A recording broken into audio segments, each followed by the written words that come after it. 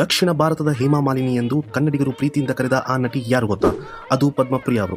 ಕನ್ನಡ, ತೆಲುಗು, ತಮಿಳ್ ಹಾಗೂ ಮಲಯಾಳಂ ಸೇರಿ ಹಲವಾರು ಚಿತ್ರಗಳಲ್ಲಿ ನಟಿಸಿದ ಇವರು 70ರ ದಶಕದ ಉತ್ತಾರದಲ್ಲಿ ಜನಪ್ರಿಯ ನಟಿಯಾಗಿದ್ದವರು. 1974ರಲ್ಲಿ ತೆಲುಗು ಚಿತ್ರದಿಂದ ಸಿನಿ ಪಯಣವನ್ನು ಆರಂಭಿಸಿದ ಇವರು 1976ರಲ್ಲಿ ತೆರೆಕಂಡ KSR ದಾಸ್ ಅವರ ನಿರ್ದೇಶನದ ಬಂಗಾರದ ಗುಡಿ ಚಿತ್ರದಿಂದ ಕನ್ನಡಕ್ಕೆ ಪಾದಾರ್ಪಣೆ ಮಾಡಿದರು. ನಂತರ ಒಂದೇ ವರ್ಷದಲ್ಲಿ 3 ಹಿಟ್ ಚಿತ್ರಗಳಲ್ಲಿ ನಮ್ಮ ವರನಟ ಡಾಕ್ಟರ್ ರಾಜ್ಕುಮಾರ್ ಅವರ ಜೊತೆ ಅಭಿನಯಿಸಿ ಅತಿ ಮೆಚ್ಚುಗೆ ಪಡೆದರು. ಕನ್ನಡದ ಎಲ್ಲ ಪ್ರಮುಖ ನಟರ ಜೊತೆ ನಟಿಸಿದ ಇವರು ಸಾಹಸ ಸಿಂಹ, ಅಭಿನಯ ಭಾರ್ಗವ ಡಾಕ್ಟರ್ ವಿಷ್ಣುವರ್ಧನ್ ಅವರ ಜೊತೆ ಹೆಚ್ಚು ಚಿತ್ರಗಳಲ್ಲಿ ಕಾಣಿಸಿಕೊಂಡರು.